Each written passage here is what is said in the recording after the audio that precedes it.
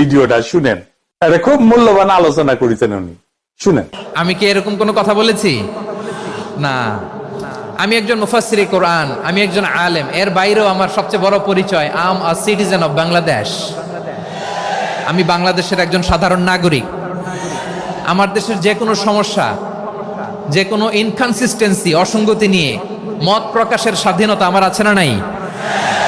আপনারাই তো বাক স্বাধীনতার কথা বলেন, ফ্রিডম অফ স্পিচের কথা বলেন, বাক স্বাধীনতার কথা বলেন। আপনারাই যদি আবার কোনো মন্তব্যের কারণে বলেন যে রাজনীতির মাঠে আসেন, দল করেন, দেখি কতটুকু পারেন, এটা ঠিক হবে না। এখানে কি আমি কোনো দলের নাম বলেছি? বাংলাদেশে 48টা প্রায় নিবন্ধিত রাজনৈতিক দল, কোনো দলের নাম আমি বলিনি। কথাটাকে আমি জেনারেল রেখেছি।